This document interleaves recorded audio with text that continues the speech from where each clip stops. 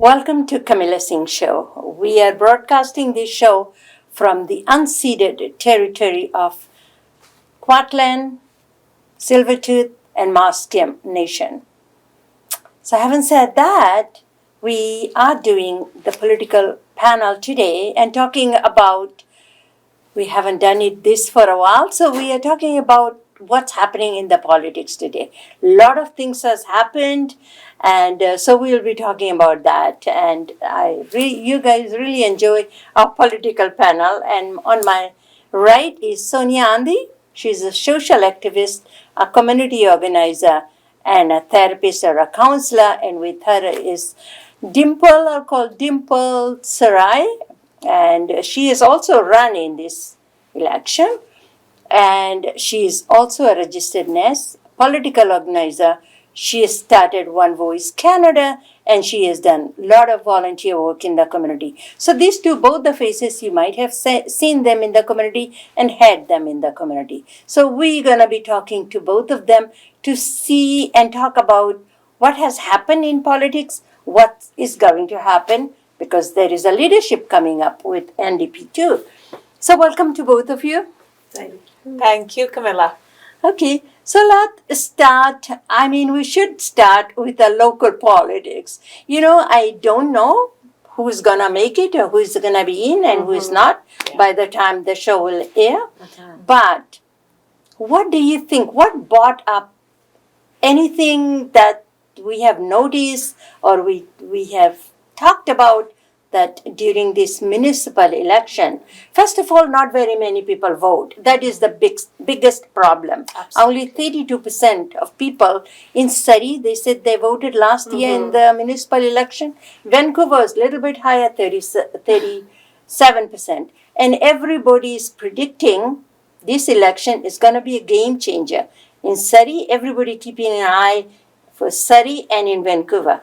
Maybe in the West and other places will be fine. There are not that many challenges and all that. But these two cities, everybody's talking about it. So I leave the floor up to you. What do you think what's happening here? So, it's difficult to say.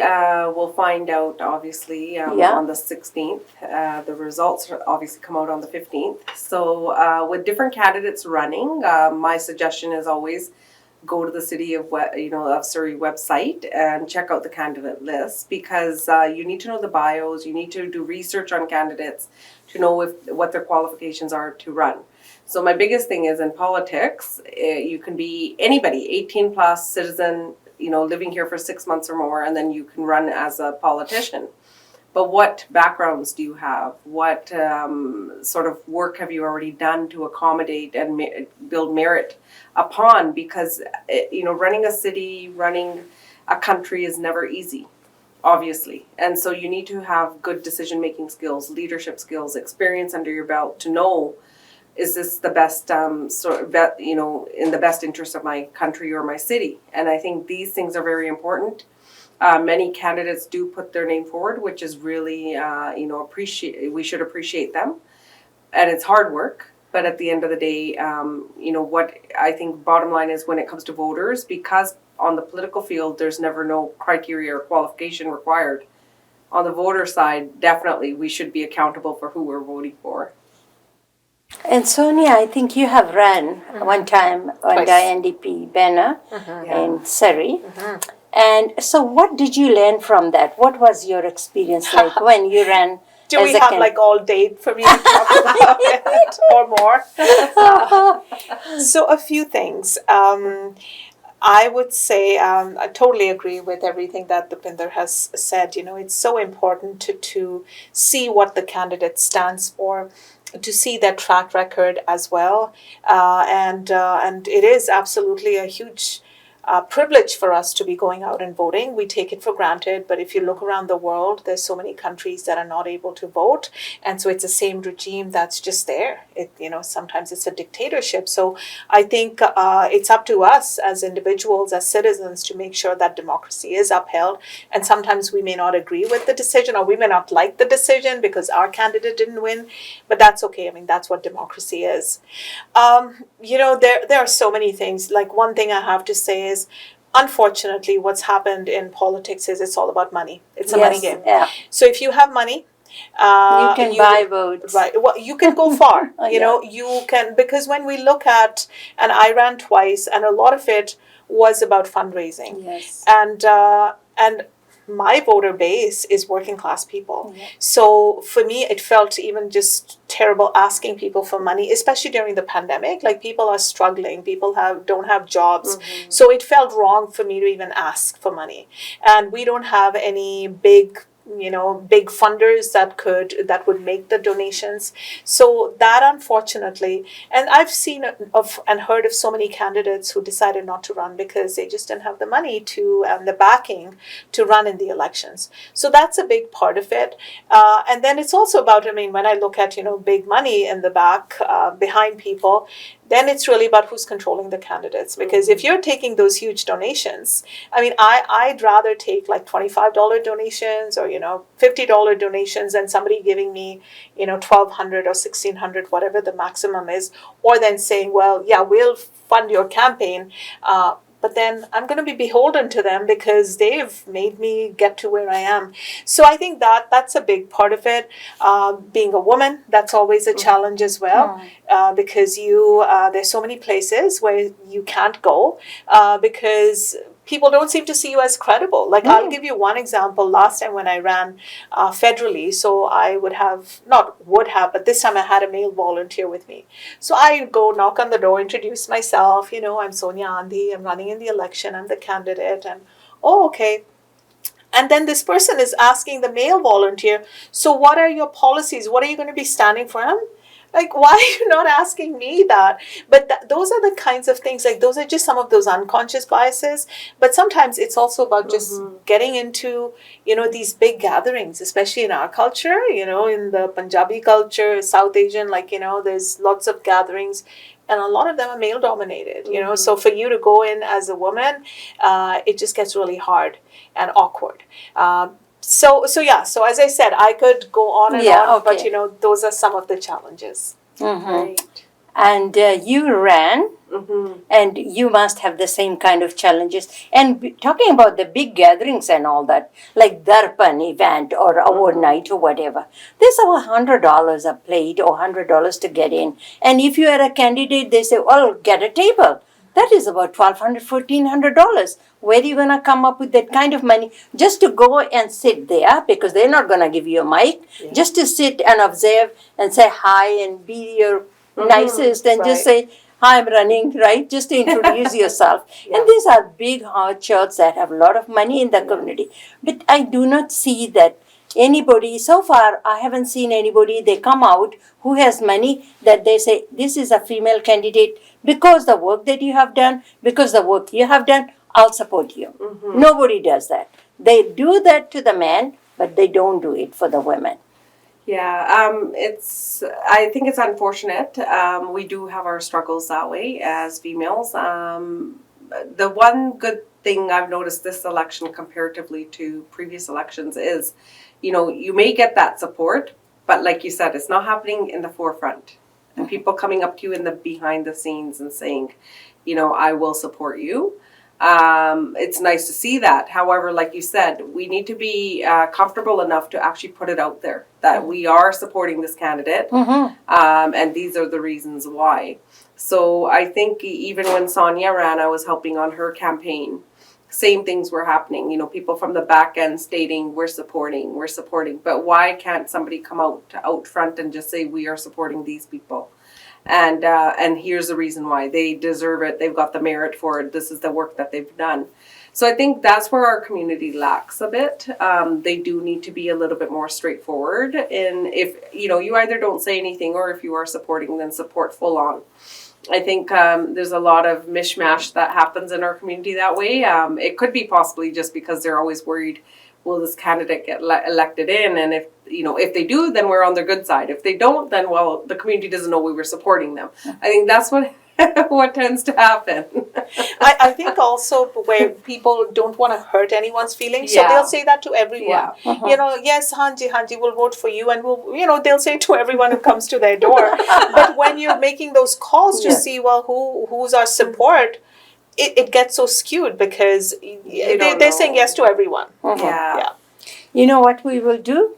Because we don't know who's going to win here in Vancouver, other places, we're going to bring you back and we talk about the post election results, who got in, who didn't, and whatever happened. But switching the subject, let's go to Alberta. We have a new premier there. You know, what's her name? Danielle Smith from the Wild Party, and Jason Kenney is gone. So what do you think the future of that new premier, because I think the election is 2 years away from there, what do you think would happen? Because there is, BC, we are neighbors, right? With the pipeline and all that, we are always in war with them. What do you think? You think any relationship will change since we have a woman premier in Alberta? It really depends on, their platform and her platform and what she feels is needed. I think when you first get elected, even promises you've made or things you've said may not be implemented, just because you have to now, once you're in that seat, in the hot seat, you actually have to go through all the previous policies, all the previous work that's been done, where we're at with that, and then make decisions accordingly. I think sometimes we're able to say a lot on the outside, but once you get into internally, there may be some things that you weren't aware of prior to, and so now you've been more aware or not, have the knowledge and education around it, and so therefore you make decisions accordingly. So right now, because it's just a new thing that's taken place, I think it's very difficult to kind of state where we'll be at with that. But having a woman in power, I can see some changes, some good changes, hopefully. Yeah, and I have to say she, right off the bat. And I think NDP is also that Notley? Rachel Notley, yeah. So there are two women, one opposition NDP and one with Jason Kenney's party, Conservative. Or they've been changing their name so many times. Right. So, but that's good, there are two women in there. And when we talk about progressiveness, when we say BC is very progressive, so is Ontario and all that, when we're thinking about not such a progressive province, that is Alberta, and we have two women in there. Yeah, and I'd say it sounds like with Danielle, like some of her statements have been where she is taking on the Prime Minister very openly. She doesn't agree with, a lot of his stance, and she's saying, we need to support our economy, boost it. And so she's all for pipeline, she's all for gas, and so she, and mind you, Rachel Notley and BC Premier, and they're both NDP, there were clashes because, Alberta thrives on gas, so they can't turn against their people and say, well, no, we need to get away from this. But I just think, at a global level, we really have to start looking at, what is happening as far as climate change goes, which is another huge topic. But I do think that, it's going to be interesting because, mind you, when Jason Kenney was elected and, he won the leadership, like he was, on a huge wave and, and he got a lot of support at that time. And now, he's gone. So, the people are... They want change. They want change fast sometimes, and so it will be interesting to see what happens. But I think the relationship between Alberta and federally is also going to be quite tenuous, and so we'll just have to wait and see how things pan out. Rachel Notley and the NDP have been pretty strong in Alberta as well, so the next election will be very interesting as well. Yeah, 100%. So another thing that's coming back from Alberta to BC is going to be very interesting in here as well. Yes. Because the leadership of NDP is coming up, and Angeline, and they are saying they are not approving her that she could be a candidate because they want to get the list of people that may have been Green Party candidates, and they jump the fence from Green Party to become NDP. Just they want to support Angeline. So do you think this Angeline, does she has a chance even to compete with AB? Well, I mean, she's young and she's got, some background there as to the community work she's already been doing, whether it's climate change and other things. So she will definitely have some supporters there, and but it can be difficult from the party's end and perspective, just because it really depends on how many of the candidates in the party, where their support lies as well. And I think that's the ultimate decision making scenario here. Because again, she's a candidate who has merit, who has her background, but at the end of the day, EB as well has a solid, strong background and people who support. So I think where the party lies in who they would be supporting more so is where it's going to go. Yeah, and it's her campaign has been very exciting and interesting. Mm-hmm. And it was the same when she ran federally. Like, she had a lot of supporters. So all the climate change activists and even some organizations like Dogwood have supported her because she is a climate justice activist. Mm-hmm. What I just find interesting is how there are so many questions, and so EB is definitely nervous, and so he is concerned, even though it looks like there's a lot of people that are saying, well, of course he's a front runner and there's no challenge. I do feel like at the grassroots level, there Anjali has gained a lot of momentum. Yeah. We'll of course have to see if she's even that I find quite interesting, how she is and how her people that she signed up are being scrutinized. Because let's face it, people, they will sign up members at the last minute, and people can, decide, well, yeah, this is someone that I support. And I would say, especially somebody who's been with the Green Party, they would, align with what she stands for, because she is huge on the environment. And part of the reason why she's running is because she does not agree with some of the NDP policies around the environment. So it will be interesting, and I'm always for a good, healthy competition. Like, I don't like just one person sort of feeling like, yes, I've got this in the bag. I think it's good to give people a run for the money and for everyone to then be on their toes. Like, okay, I need to also prove myself. This is not a done deal. Right. Yeah. Because I think that's what David Eby thought. Yeah. There was a no runner, and everybody at the caucus supported him. Yes. And he's been elected, and he's been housing critic or whatever, and done all this work, Attorney General, and done so much work in the community that is just... The thing was going to be saved on this silver platter. On the silver platter when he got opposition. Who's not even an elected official, but she has signed quite a bit of membership. And when you look at that Conservative Party, how did that guy won? Because he signed about 650,000 members for Conservative Party, and he won by such a huge margin. So everybody should be thinking about that. I think people speak, and you have to pay attention. But if NDP is going to make a backroom deal and support EB and not listen to this other side, I think people will lose faith in the NDP. What they say, that they're feminist or supporting women. Yeah, they want 50% of the people, women in the caucus and women in the party, and they do something else, they are losing the credibility. Well, I think, and especially the young vote, because there's a and lot that of matters, young people. They're very concerned about the environment, because, this is their world. This is like, what are we leaving to our young folks? And so, I know that they are very critical of, different policies that don't align with them. So they have questions, and so I think, it should be, everyone should get that chance to run and, to present your policies. And we'll have to see what happens with that leadership race. So talk a little bit about Vancouver. There's 4 attacks a day, stranger attacks a day. And it's a revolving door, they say. And these people, they have committed crime before, they are known to the police and all that, and they go ahead and do the same thing. And the cops are saying that the system, you can't keep them in there, you have to let them go, and they are committing the crime again.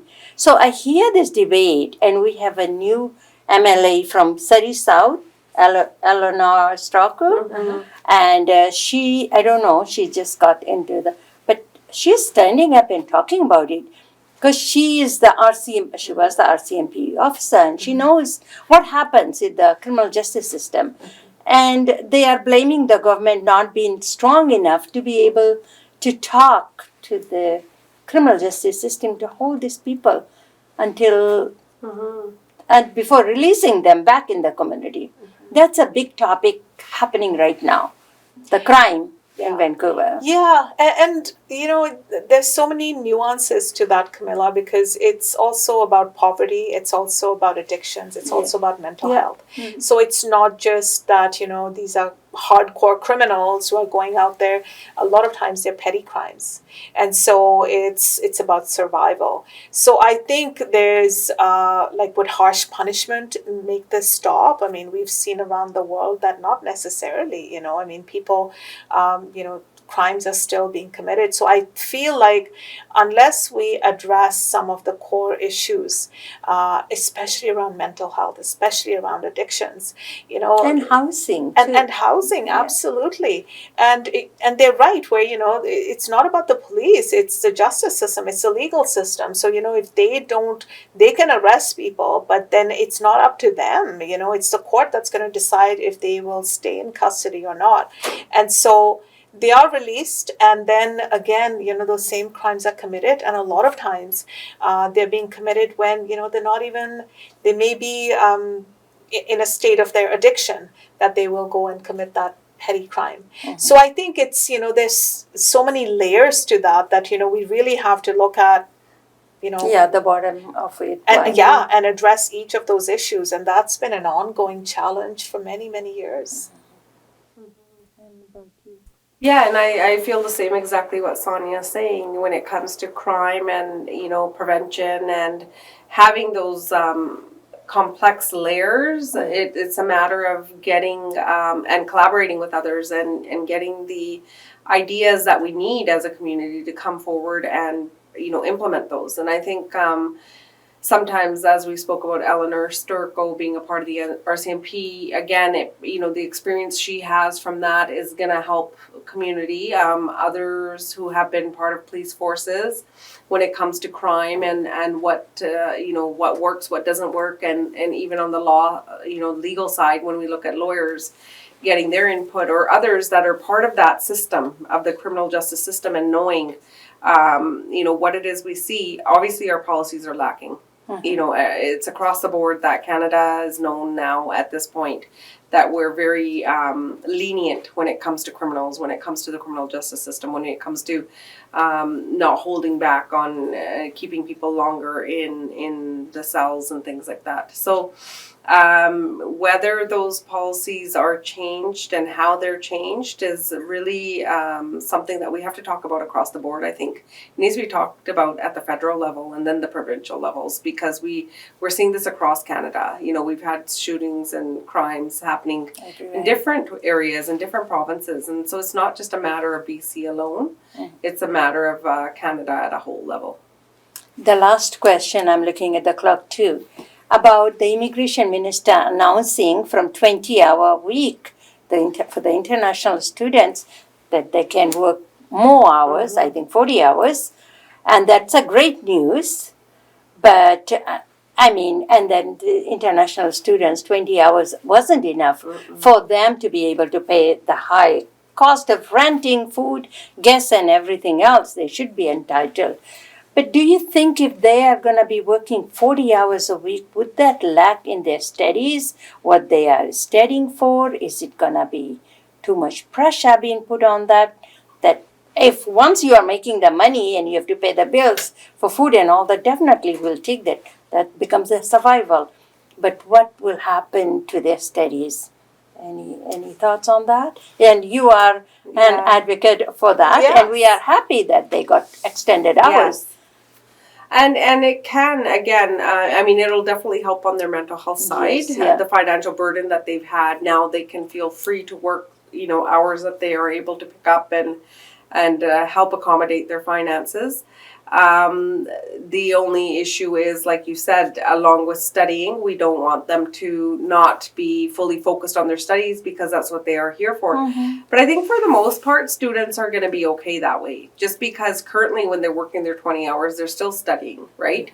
When they work their 40 hours, they will still be studying, and they do know that their student visa is reliant on those studies. So if they're not studying, then that visa will be canceled, and they may get, have to go back to their hometown and country. So I think at a whole level, they're understanding that concept. I don't think it'll become problematic, maybe for a few, but not everyone. Thank you. Yeah, and I'd say it's going to take away from that exploitation because sometimes they're working under the table because they have to. I always look at, anytime something happens which is sort of which is illegal, is it really, or is it about survival? So I think that at least, they can work and then they get their fair wages. So they're also not going to be underpaid and exploited because of that, because it's like, hey, you can't work more than 20 hours, so I'll pay you under the table, but I'll pay you $10 an hour instead of 20. So I think 15, that 16. Is going to make it a bit easier for them. And then, of course, it really is. I mean, the reality is a lot of them are having to work a lot as it is because everything is just survival. So it comes it to is, the survival. absolutely. And as Dimple said, it's of course they have to maintain their student status, but I do think it's a good thing, and especially if you look at the shortage of labor, we definitely need more workers out there. So I do think it's a good thing, and thank goodness, I think it's responsive to what's happening, the shortage that's out there, and I think that's what the government needs to start doing, is really looking at those shortages and addressing them pretty proactively. Thank you both. And I'm looking at the clock. We are almost run out of time. But thank you so much for coming in and talking about all these issues. And for those that are watching Kamilla Singh Show, keep watching Kamilla Singh Show. Thank you very much for tuning in.